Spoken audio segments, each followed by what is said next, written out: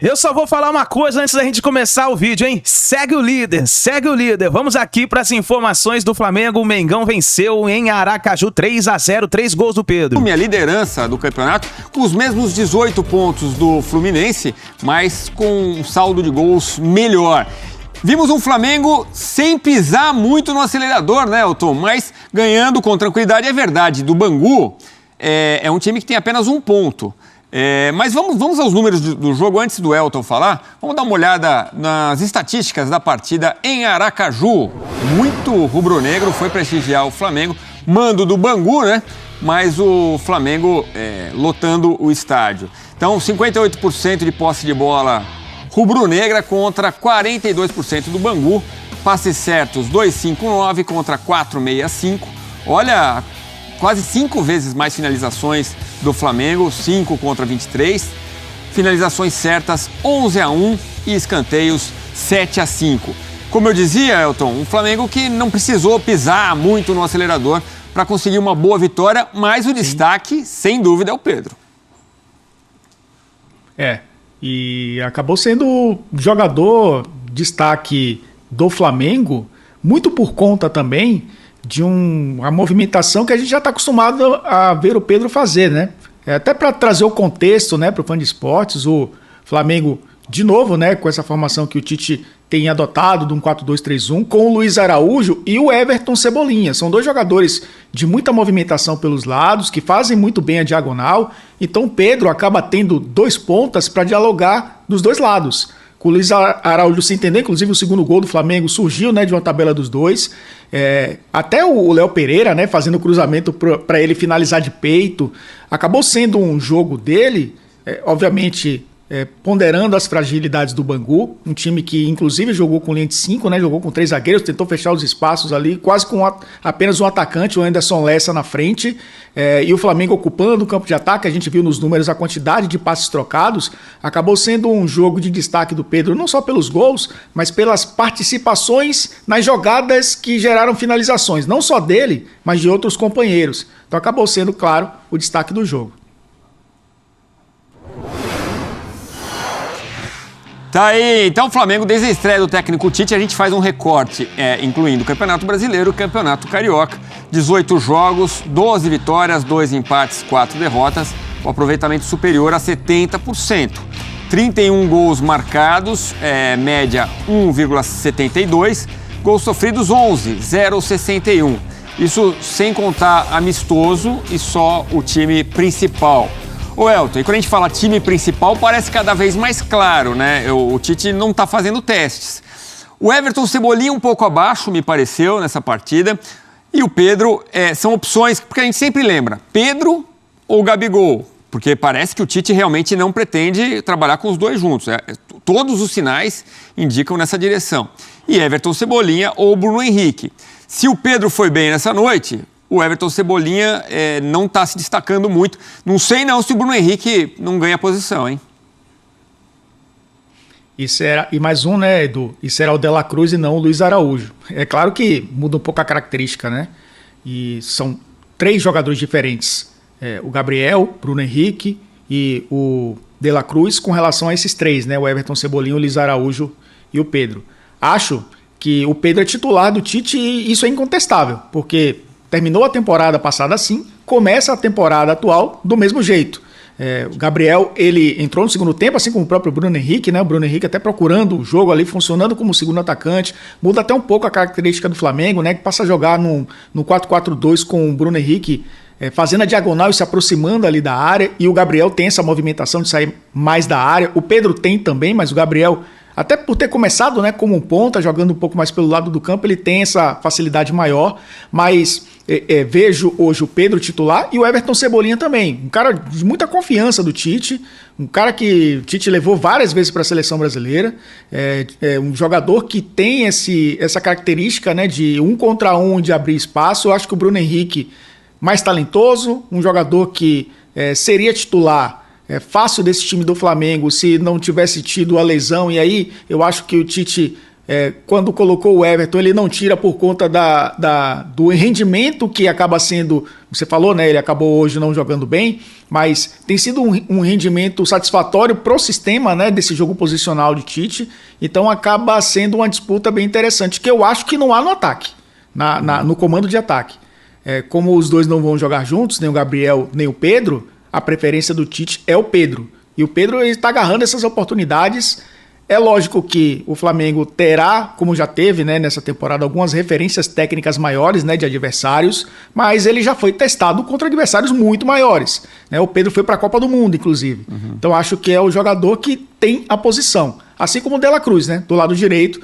Não jogou por contusão, mas o Luiz Araújo acabou sendo uma boa opção. Acabou sendo também um bom jogador, um jogador importante, né, para a construção desse placar contra o Bangu.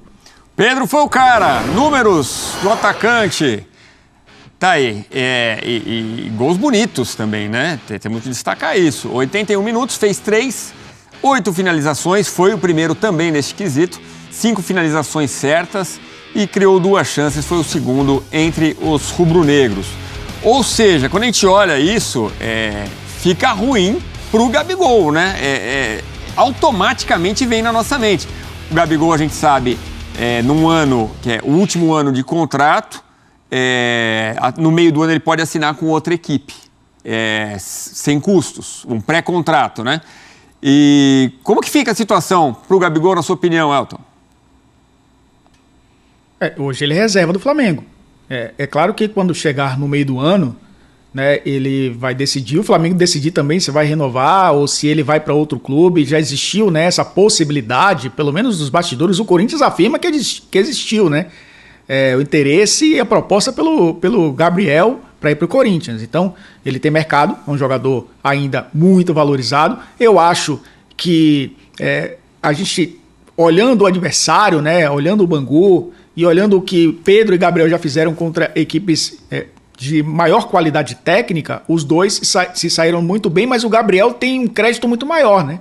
Decidiu jogos grandes e campeonatos para o Flamengo. É um jogador que tem essa importância e sabe da importância dele, mas hoje ele é reserva. Hoje, na preferência do Tite, o titular é Pedro. Agora, se ele vai aceitar essa reserva durante a temporada inteira e vai, digamos, prorrogar o seu contrato e se manter no Flamengo até o tempo que ele quiser e o Flamengo também quiser, é uma outra história. Mas a gente sabe, né, Edu, que essas novelas normalmente terminam de uma forma bem curiosa, né? Que eu acho que é algo que a gente já está acostumado no futebol brasileiro. Quando o cara ele não está tendo oportunidades num time, ele acaba forçando uma saída. Não é o caso do Gabriel, mas ele tem hoje, digamos, essa prerrogativa, porque está nas mãos dele e dos seus empresários, né, uma renovação ou não. E aí fica disponível de sair de graça. Que é uma outra história também que o Flamengo vai precisar ponderar, porque é um jogador ainda de valor de mercado muito alto. Pois é, poderia sair de graça o Flamengo, sem o Flamengo receber pela transferência, né? Agora, é isso, ele foi ovacionado em Aracaju, como foi em Manaus, como é no Brasil inteiro. É curiosa a situação exatamente por isso, porque ele é muito ídolo, mas é um ídolo hoje na reserva. Vamos ver o que vai acontecer na temporada. Claro que vai ter chance, tudo pode acontecer. A temporada é longa, tem seleção, tem contusão, mas no momento a fotografia é essa, um ídolo que está na reserva. E eu lembro do que disse o Oswaldo Pascoal, a gente conversando recentemente. O Pascoal falou, de qualquer forma, o Gabigol está com a faca e o queijo na mão. Por quê? Mercado ele tem, como o Elton destacou, né? Então ele pode muito bem se transferir para um outro time no meio do ano, levando a bolada, que é o que seria transferência para o Flamengo, vai para ele, Gabriel. Ou ele pode arrebentar e renovar por um belo salário, continuar muito ídolo no Flamengo. Você concorda? Tá com a faca e o queijo na mão? Para o Gabriel não é ruim esse último ano de contrato? Tá numa boa, até pela reação da torcida em Aracaju? Sim, e vamos lá, vou fazer uma comparação aqui, não é comparação de jogador, tá? É comparação de cenários, de situação. É o que está vivendo o Mbappé no PSG. Jogador ídolo do clube, conquistou títulos importantes, não conquistou a Champions ainda, mas pode conquistar esse ano, mas já chegou à decisão, conquistou a Copa do Mundo, um cara identificado, né, com Paris e com o clube, e que vai sair de graça, né? Já os bastidores, né, já trazem que o Mbappé não continuará no PSG e tem a opção dele, né, de escolher para onde vai. O Gabriel vive a mesma situação no Flamengo. É ídolo da torcida, conquistou títulos importantes, conseguiu chegar à seleção brasileira, não se firmou, mas chegou à seleção brasileira, é campeão olímpico, né? É um jogador ainda jovem para a posição dele, ele ainda tem mercado. São situações bem parecidas, né? Bem similares, só que são cenários diferentes, volto a repetir, realidades diferentes. Mas sim, eu acho que está na mão dele, Edu, a decisão do seu futuro. E se ele não conseguir essa posição no Flamengo, que eu acho que seria o cenário ideal para ele, né? Já é ídolo de uma torcida, conquistou títulos importantes decidindo jogos. Continuar nesse clube, mas sendo titular com a camisa 10, né, do Flamengo, é lógico que ele preferiria continuar. Mas o jogador quer jogar também, né? E se ele continuar sendo reserva, eu acho que o caminho será outro. Bom, e você lembrou bem, o Mbappé, ele teria conversado com o pessoal do PSG exatamente para sair do Paris Saint-Germain, para ir para a França. Comunicou que vai para o Real Madrid. Grandes jornalistas, inclusive colegas da ESPN na Europa, confirmaram essa informação. Conversou com Alkelife sobre essa saída. Vamos aguardar, ainda não oficial. Mas o que é oficial...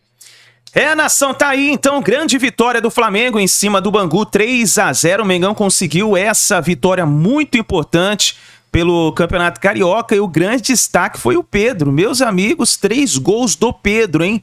3 gols do Pedro. Agora vamos ver como que o Tite, como que tá a cabeça do Tite, né? Porque põe o Gabigol marca gol no jogo anterior, agora coloca o Pedro marca 3 gols em cima do Bangu. Vamos ver o que vai acontecer daqui pra frente. Luiz Araújo deu um passe também importante aí pro Pedro. Vamos ver. Agora eu queria perguntar pra vocês o seguinte, quem foi o grande destaque da partida? O que você achou? Primeiro que foi uma festa linda lá em Aracaju, uma festa linda da torcida do Flamengo, desde a chegada do Flamengo, da recepção do Flamengo no hotel, até mesmo dentro do estádio do Batistão, foi espetacular, festa linda. Nação, deixa o like, se inscreva no canal e a gente se vê daqui a pouquinho no próximo vídeo com a coletiva do técnico Tite.